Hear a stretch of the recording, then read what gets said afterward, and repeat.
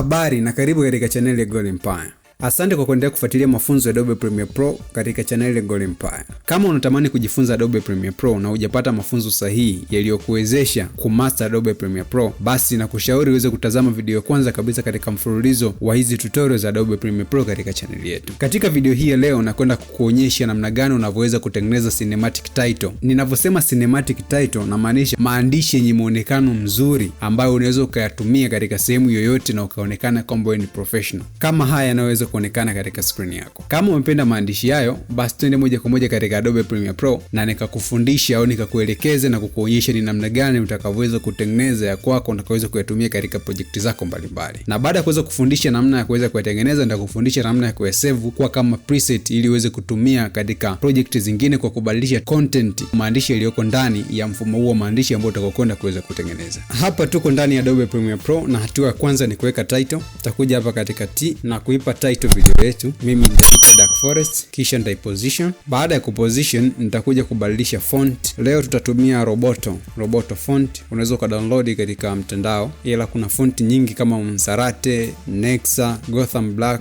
ila sisi tutatumia Roboto Bold. Nitaweka hapo Roboto Bold, kisha nitaongeza ukubwa wa maandishi mpaka 220, kisha nitaongeza nafasi kati ya herufi na herufi ukubwa kama 30. Nimefanya text iwe kubwa, kisha nitaposition at the center katikati, alafu nitaipandisha juu kidogo. Baada ya hapo nitaweka subtitle. Nitakuja hapa katika T, be aware of wolves. Sasa nitaliweka hivyo, kisha nitashusha hii chini. Nitabadilisha font hii, nitaweka Roboto thin kama hivyo, kisha nitapunguza ukubwa hapa, nitaweka 50, alafu nitaongeza tuweke 350 kule kuachana kwa maandishi chini kidogo kama hivyo. Okay, hatua inayofuata ni kuweka effect ya kwanza, ambapo tutakuja hapa katika effect, kisha tutaandika gauge. Tutaweka hapo gauge blur, kisha tunakuja katika effect control, tutaweka keyframes. Keyframe ya kwanza itakuwa ni 150 blurriness, tutaweka keyframe, kisha tutasogeza mbele kidogo sana kama hapo, tutaweka blurriness 0. Tutasogeza tena hapa mbele kama hapa karibia na mwishoni. Tutakopi keyframe kwa kuonyesha alt na kuweka hapo, tutafika mwishoni kabisa na kuchukua copy yenye 150 kuelekea mwishoni kabisa. Mpaka hapo tutakuwa tumetengeneza kitu kama hichi hapa.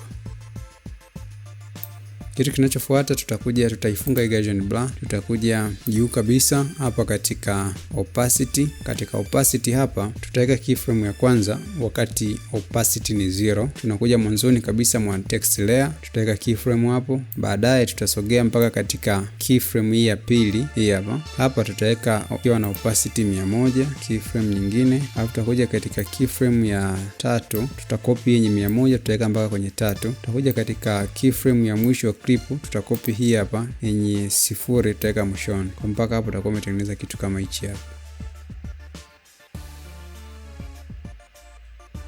Baada ya hapo tutakuja hapa katika scale, kisha tutakuja mpaka hapa katika 100, tutaweka keyframe ya 85. Baada ya hapo tutakuja hapa katika keyframe ya 3, hapa tutaweka keyframe yenye 100. Mpaka hapo tutakuwa tumetengeneza kitu kama hichi hapa.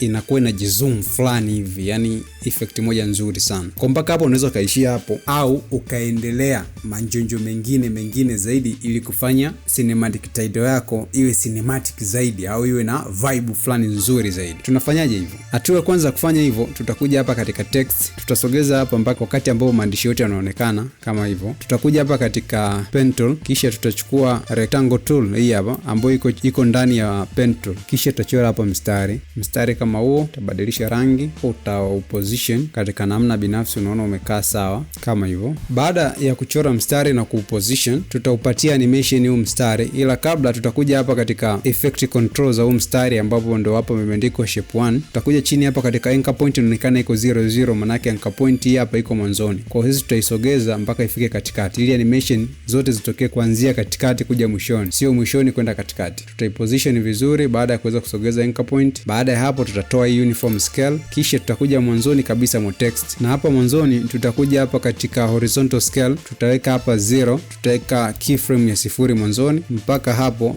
tutaweka keyframe ya 100. Kwa hiyo mpaka hapo tunakuwa tumetengeneza animation kama hii hapa. Ila kufanya hii animation iweze kuwa smooth zaidi, tutakuja hapa katika ease in na animation yetu itakuwa iko smooth kama hivyo. Baada ya hapo tunaweza tukaendelea kuweka animation zingine katika text. Baada ya kuweka animation katika mstari, tutakuja katika text. Tukishakuwa katika text ya be aware, tutachukua pen tool na kuchora box au kuweka mask kuzunguka neno be aware kama hivyo. Baada ya hapo tutashuka chini mpaka katika position. Hapa katika position tutaweka keyframe maeneo fulani kama hapa. Tutaweka keyframe ya kwanza bila kubadilisha values zozote katika position, kisha tutarudi nyuma kidogo kama hapo na tutaweka keyframe wakati text hii ya be aware imepotelea katika mstari kwa upande wa juu kama hivyo. Baada ya kupotelea tunaachia inajiweka keyframe, kisha hii keyframe tutaiweka mwanzoni. Kwa hiyo tutakuwa tukitengeneza kitu kama hichi hapa. Text ya be aware of wolves inatokea katika mstari. Pia tutafanya hivyo hivyo katika dark forest. Hapa katika dark forest tutachukua pen tool kama kawaida na tutachora mask. Tutaweka mask kupitia pen tool kama hivyo. Kisha kwenye position tutaisogeza mbele kidogo kama hapo. Tutaweka keyframe ya kwanza, tutarudi nyuma kidogo kama hapo, kisha tutaitumbukiza chini kama hivyo. Hii keyframe tunaweza tukaisogeza mpaka hapo. Kwa hiyo mpaka hapo tutakuwa tumetengeneza kitu kama hichi hapo.